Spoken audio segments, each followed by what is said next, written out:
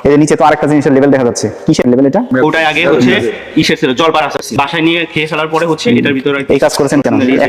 একটা ইউজ করা কন্টেইনারের ভিতরে আপনি আবার নিজস্ব কম্পিউটারে প্রিন্ট করে মেয়াদ টিয়াদ বসিয়ে এসটিআর আইন আছে, মোড়কজাত আইন, তারপরে আপনি আরেকটা লেভেল মানে আরেকবার ব্যবহৃত হয়েছে, পুনঃ ব্যবহার করেছেন জারটা খাবার জিনিস, তো অন্য কোনো পণ্য কসমেটিক্স কীটনাশক মজুদ বা বিক্রয় করা যাবে না।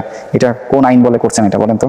স্যার এটা আমাদের ম্যানেজমেন্টের সঙ্গে আপনারা কথা বললে কথা আমার বলার কোনো প্রয়োজন নাই, সুযোগও নাই, ঠিক আছে? আপনার ম্যানেজমেন্টের সাথে কথা বলা আমাদের কিন্তু প্রতি মান্থলি ভ্যাট দেওয়া হয় না, এটা ভ্যাট অনুমতি নাই, ভ্যাট তো পরের বিষয়, আগে পারমিশন থাকতে হবে, অনেকেই করে, ওখানে লেখা থাকে এখানে ফার্মেসি এবং ডিপার্টমেন্টাল স্টোর। আপনি ফার্স্টেও বললেন যে আছে, তাই না? ডিপার্টমেন্টাল স্টোর কিন্তু নাই, এগুলো সব সরাবেন আজকেই। আপনি ডিপার্টমেন্টাল স্টোরের পারমিশন নেবেন, আপনার লাইসেন্সেই বলা আছে, কসমেটিক্স শব্দটা স্পষ্ট করে লেখা আছে। এগুলো কি কসমেটিক্স না? এগুলো তাহলে এগুলো কিভাবে রাখলেন আপনারা? এগুলো মোড়কজাত কে করেছে? এই যে লেবেল দিয়েছেন কাগজে লিখে, এটা কাদের তৈরি করেন? আমরা আচ্ছা আপনারা নিজেরা করেন?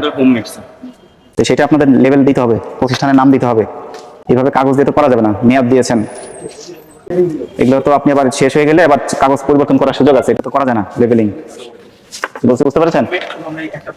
করবেন, অসুবিধা নাই, লেভেল করে নিতে হবে, এইসব কাগজ দিয়ে তো করা যায় না।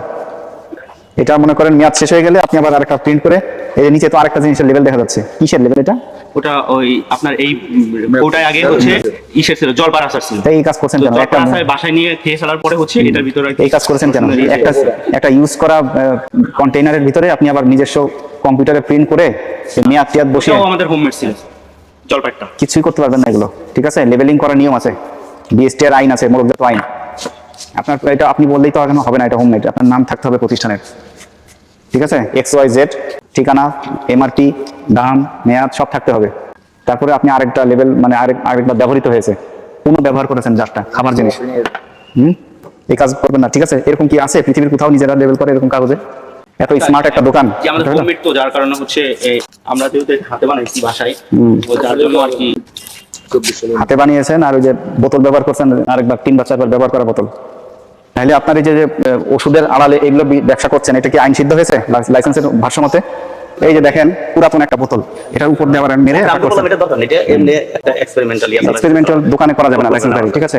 এটা আমি যখন করব বিএসটি নিয়ে করবেন, প্রতিষ্ঠানের নাম ঠিকানা। এই যে একটা ব্যবহৃত বোতল, এটা বোঝা যায়নি, মোড়কটা তোলার পরে দেখা যাচ্ছে যে এটা আপনার ঢেকে দিয়ে এটা করেছেন। ঠিক আছে আইনের ব্যত্যয় হয়েছে। এবং এই যে পারমিশন ব্যতীত কোনো অসুবিধা নাই, পরে আপনি আসেন আমি এটা ঠিক করে নেব। আপনাদের এই অনিয়মের কারণে আজকে সতর্কতামূলক 15,000 টাকা জরিমানা